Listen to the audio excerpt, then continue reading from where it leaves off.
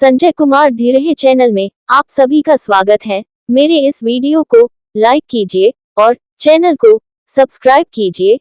Video को अपने दोस्तों के पास शेयर कीजिए।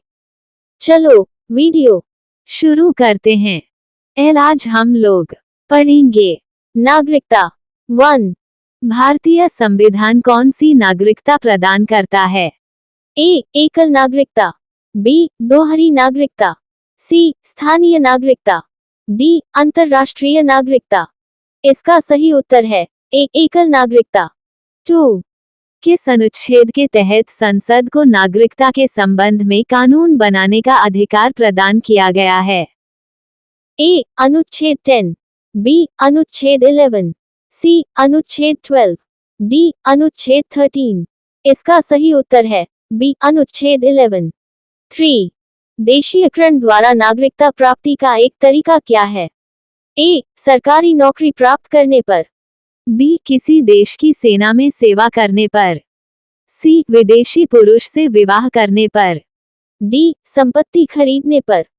इसका सही उत्तर है सी. विदेशी पुरुष से विवाह करने पर।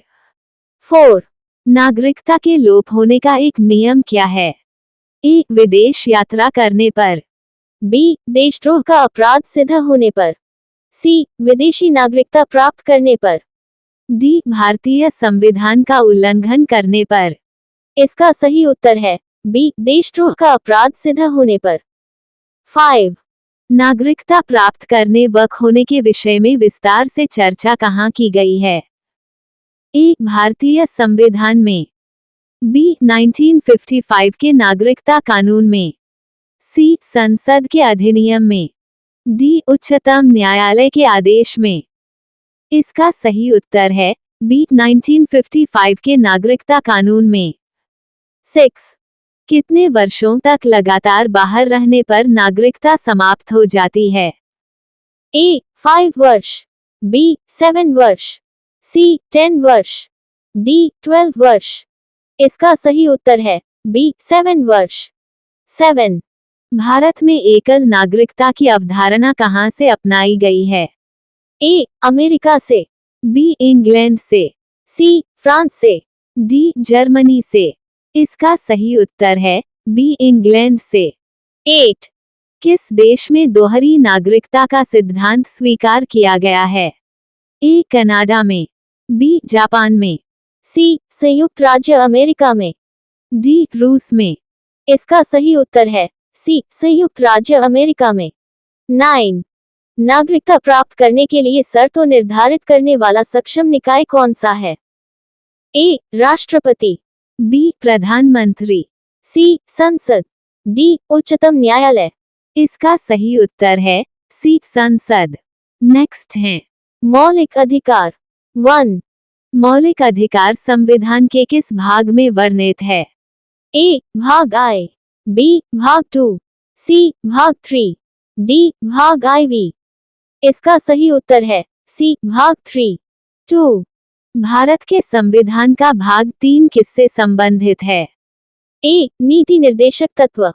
बी. मौलिक कर्तव्य। सी. मौलिक अधिकार। डी. केंद्र राज्य संबंध। इसका सही उत्तर है सी. मौलिक अधिकार। 3. मौलिक अधिकारों को सर्वप्रथम किस देश में संवैधानिक मान्यता प्रदान की गई? ए. भारत। बी. इंग्लैंड। सी. संयुक्त राज्य अमेरिका। डी. फ्रांस। इसका सही उत्तर है सी. संयुक्त राज्य अमेरिका। 4. भारतीय नागरिकों के मौलिक अधिकारों का वर्णन संविधान के किस अनुच्छेद में है? ए. अनुच्छेद 1 से 12। बी. अनुच्छेद 12 से 35। सी. अनुच्छेद 36 से 51। डी. अनुच्छेद 52 से 60। इसका सही उत्तर है बी. अनुच्छेद 12 से 35। 5. भारतीय संविधान द्वारा भारतीय नागरिकों को कुल कितने मौलिक अधिकार प्रदान किए गए थे? ए. 5। बी. 6। सी. 7। डी. 8। इसका सही उत्तर है सी. 7। 6. मौलिक अधिकारों का निलंबन कौन कर सकता है? ए. प्रधानमंत्री। बी. संसद। सी. राष्ट्रपति। डी. सर्वोच्च न्यायालय। इसका सही उत्तर है सी राष्ट्रपति। 7. मौलिक अधिकारों के बारे में सुनवाई करने का अधिकार किसको प्रदान किया जाता है? ए. प्रधानमंत्री, बी. राष्ट्रपति, सी. सर्वोच्च न्यायालय, डी. राज्यपाल। इसका सही उत्तर है सी. सर्वोच्च न्यायालय। 8. भारतीय नागरिकों को प्रदान किए गए मौलिक अधिकारों को क्या निलंबित किया जा सकता है? ए. हाँ, बी. नहीं। इसका सही उत्तर है ए. हाँ। 9. मौलिक अधिकारों का संरक्षक कौन है? ए. संसद, बी. प्रधानमंत्री, सी. राष्ट्रपति, डी. न्यायपालिका। इसका सही उत्तर है डी. न्यायपालिका। 10. मूल अधिकारों पर आवश्यक प्रतिबंध लगाने का अधिकार किसको है? ए. प्रधानमंत्री, बी. संसद, सी. राष्ट्रपति, डी. न्यायपालिका। इसका सही उत्तर है बी. संसद। 11.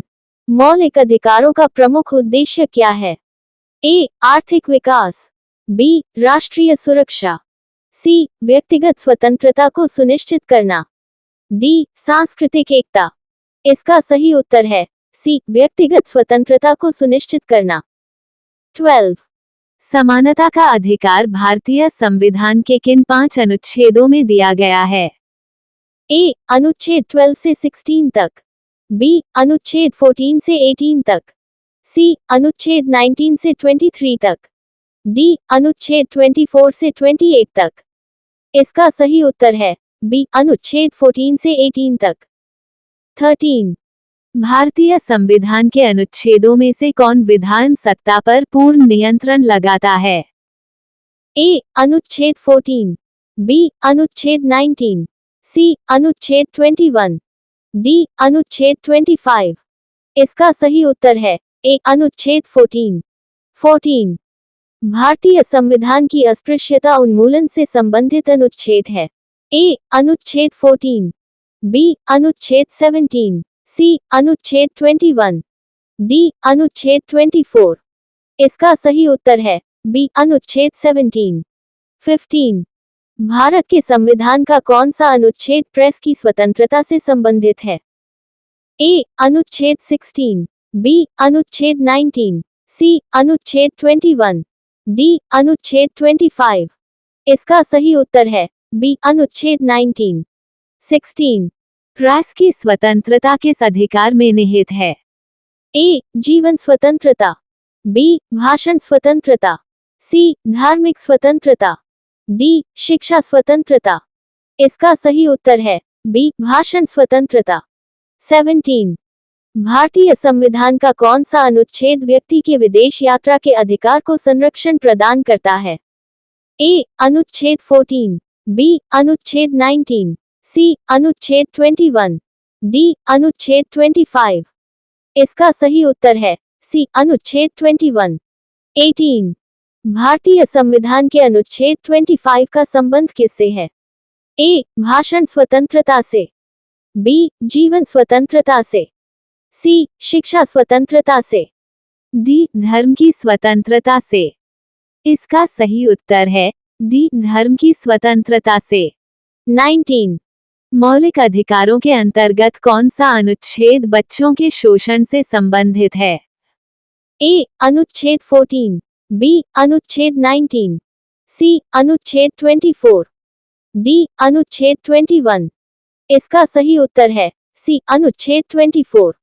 20. कारखाना अथवा खानों में कोई व्यक्ति नियुक्त नहीं किया जा सकता है जब तक उसकी आयु कम से कम ना हो।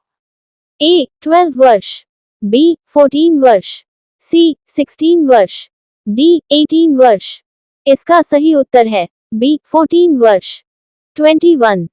संविधान के किस अनुच्छेद द्वारा सिखों द्वारा कृपाण धारण करना धार्मिक स्वतंत्रता का अंग माना गया है? ए. अनुच्छेद 16, बी. अनुच्छेद 19, सी. अनुच्छेद 25, डी. अनुच्छेद 21। इसका सही उत्तर है सी. अनुच्छेद 25। 22. मौलिक अधिकारों को लागू करने के लिए किसी न्यायालय द्वारा क्या जारी किया जा सकता है? ए. समादेश, बी. परमादेश, सी. अधिकार प्रच्छा, डी. प्रतिषेध। इसका सही उत्तर है ए. समादेश। 23. भारतीय संविधान के किस अनुच्छेद के अंतर्गत नागरिकों को मौलिक अधिकार प्रदान किए गए हैं? ए. अनुच्छेद 1 से 12, बी. अनुच्छेद 12 से 35, सी. अनुच्छेद 36 से 51, डी. अनुच्छेद 52 से 60। इसका सही उत्तर है बी. अनुच्छेद 12 से 35। 24. मौलिक अधिकारों में से किसे डॉक्टर बी.आर. अंबेडकर ने संविधान की हृदय एवं आत्मा की संज्ञा दी? ए. समानता का अधिकार, बी. धार्मिक स्वतंत्रता का अधिकार, सी. संवैधानिक उपचारों का अधिकार, डी. भाषण स्वतंत्रता का अधिकार। इसका सही उत्तर है सी. संवैधानिक उपचारों का अधिकार। 25. किस स्थिति में बंदी प्रत्यक्षीकरण याचिका को जारी किया जा सकता है? ए. दोषपूर्ण पुलिस नजरबंदी, बी. अवैध गिरफ्तारी, सी. अनुचित कराधान, डी. अवैध भूमि अधिग्रहण। इसका सही उत्तर है एक. दोषपूर्ण पुलिस नजरबंदी। 26. किस याचिका का शाब्दिक अर्थ होता है हम आदेश देते हैं? ए. समादेश, बी. परमादेश, सी. अधिकार प्रयच्छा, डी. प्रतिषेध। इसका सही उत्तर है बी. परमादेश। 27. कौन सा समादेश किसी अवैध व्यक्ति से सरकारी पद को बचाने के लिए जारी किया जा सकता है? ए. समादेश, बी. परमादेश, सी. अधिकार प्रयच्छा, डी. प्रतिषेध। इसका सही उत्तर है सी. अधिकार प्रयच्छा। 28. भारत के संविधान के अनुसार जो संवैधानिक अधिकार है किंतु मौलिक अधिकार नहीं?